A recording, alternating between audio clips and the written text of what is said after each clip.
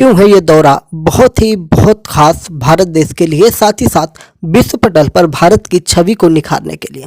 तो आइए चलिए बात करते हैं कि सबसे मज़ेदार बात क्यों है और इस पे हम क्यों टॉपिक पर अभी आ गए। तो बात ये निकल के आ रही है कि एलन मस्क टेस्ला के सीईओ हैं। टेस्ला क्या है? टेस्ला एक बड़ी कंपनी है विश्व स्तर पर और जो महंगी लग्जरी कारों का निर्माण करती है। अब टेस्ला की जो है भारत में आने की उम्मीदें जग रही हैं, क्योंकि टेस्ला भारत आना चाहता है और भारत में व्यापार करना चाहता है, अपनी कंपनियों की स्थापना करना चाहता है। सबसे पहले हम बात करें टेस्ला की, बात करेंगे तो एलन मस्क इसके सीईओ हैं और इसकी जो कारें होती हैं बहुत ही महंगी होती हैं। तो पहली बात तो ये है कि क्या इनकी कारें भारत में बिकेंगी? अगर नहीं बिकेंगी तो क्या है इनके प्लान? तो क्या हो सकता है, अगर इस पे हम थोड़ा सा नज़र डालें, प्रकाश डालें, तो ये हो सकता है कि टेस्ला कुछ नए प्रोजेक्ट लेके आएगी जो भारत की जो बाज़ार है उसके हिसाब से वो ला सकती है और उन सारी चीज़ों से भारत में अपना व्यापार बढ़ा सकती है, क्योंकि सबको अपने व्यापार बढ़ाने की दिलचस्पी होती है और उसी कड़ी में टेस्ला भी यहाँ पे व्यापार करना चाहती है। तो प्रधानमंत्री नरेंद्र मोदी जब न्यूयॉर्क पहुँचे तो वहाँ पर इनका बहुत ही ज़ोरदार स्वागत किया गया है और इनका यह लगभग 4 दिवसीय कार्यक्रम होने वाला है। और प्रधानमंत्री नरेंद्र मोदी संयुक्त राज्य अमेरिका की अपनी आधिकारिक राजकीय यात्रा के पहले चरण में न्यूयॉर्क जब पहुँचे तो न्यूयॉर्क की अपनी यात्रा के दौरान पीएम पहले दिन सीईओ, नोबेल पुरस्कार विजेताओं, अर्थशास्त्रियों, कलाकारों, वैज्ञानिकों, विद्वानों, उद्यमियों, शिक्षाविदों, स्वास्थ्य क्षेत्र के विशेषज्ञों से मुलाकात करेंगे।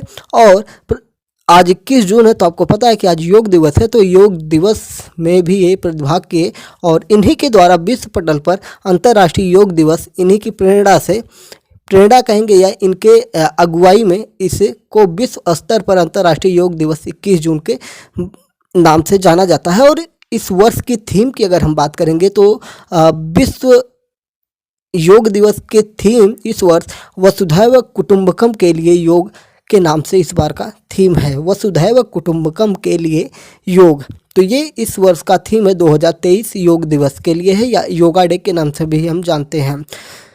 तो ये सारी चीज़ें निकल के आई हैं। थोड़ा सा योग के बारे में अगर हम बात करेंगे तो योग क्या है? योग हमारे शरीर को स्वस्थ रखता है और शरीर को चुस्त दुरुस्त रखने के काम आता है। और योग के प्रणेता की अगर हम बात करेंगे तो महर्षि पतंजलि को इसका प्रणेता माना जाता है। तो ये सारी चीज़ें निकल के सामने आ रही हैं। और प्रधानमंत्री के दौरे को हमने पहले ही बताया कि बहुत ही ज़्यादा खास तवज्जो दिया जा रहा है और बताया जा रहा है कि काफ़ी दिनों से मीडिया की सुर्खियों में जुड़ा हुआ था कि ड्रोन्स की बात की जा रही थी। लड़ाकू ड्रोन है जो काफ़ी हाई क्वालिटी के ड्रोन है, जिसमें हमारी बॉर्डर की सुरक्षा को लेकर बहुत ही ज़्यादा कामयाब हो सकता है।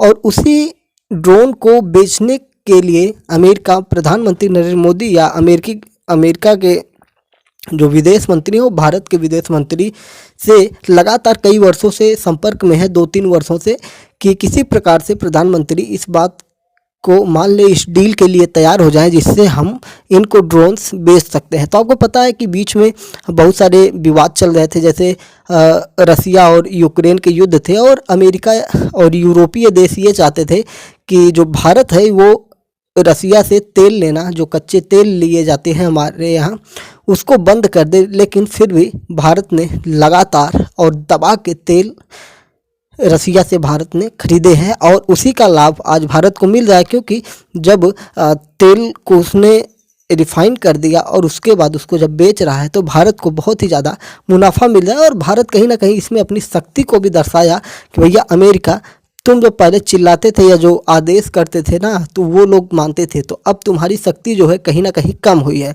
और इन्हीं सब चीज़ों के चलते अमेरिका कहीं ना कहीं थोड़ा सा ढीलापन रवैया निकाला है। वैसे अमेरिका की बात करें तो ये हमारा ना कभी दोस्त रहा, ना ठीक से कभी दुश्मन बना, क्योंकि आपको पता होगा कि जब भी पाकिस्तान और भारत के बीच में तल्खियाँ होती है तो ये बड़े बड़े हथियार पाकिस्तान को दे देता है और भारत को भी ये हथियार बेच देता है। यानी कि अमेरिका जो काम है उसका मेन काम है हथियार बेचना। तो हथियार कब बेचा जाएगा? जब दुनिया में युद्ध होंगे। तो लोगों के बीच में लड़ाइयाँ करवाना ही अमेरिका का काम होता है। और जब लड़ाइयाँ होती हैं तो दोनों को ये हथियार बेचता है, यानी कि दो बंदरों के बीच में दो बिल्लियों के बीच में रोटी बंदर लेके भाग जाता है, वही वाला काम ये करता है।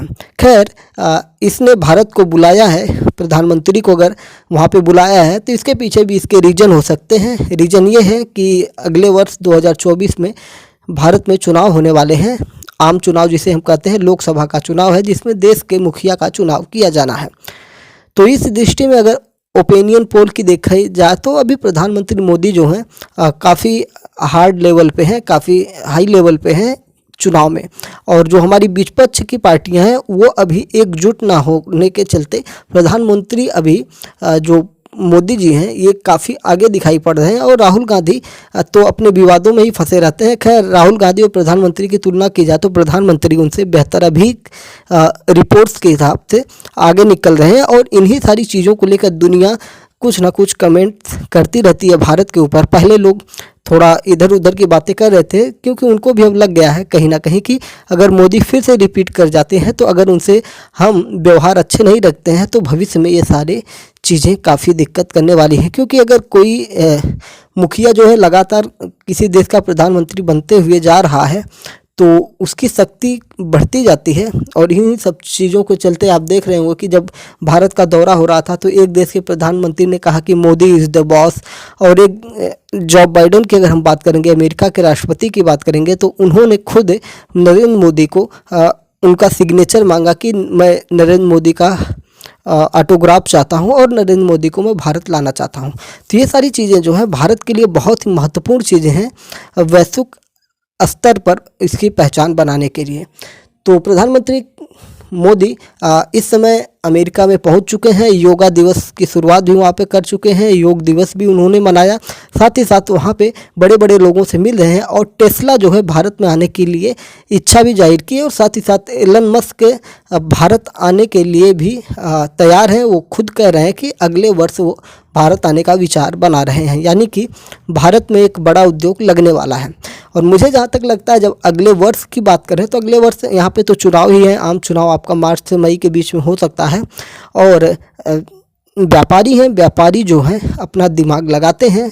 अब वो अगर आएंगे भी तो मुझे जहाँ तक लगता है ये चुनाव के बाद ही आएंगे, क्योंकि जब नई गवर्नमेंट बनेगी तो आएंगे। तो देखिए दिमाग कैसे लगाते हैं कि पता नहीं प्रधानमंत्री नरेंद्र मोदी दोबारा आएंगे या नहीं आएंगे। तो बिजनेसमैन जो होते हैं ना वो अपने दिमाग लगा लेते हैं। तो ये सारी चीज़ें हैं।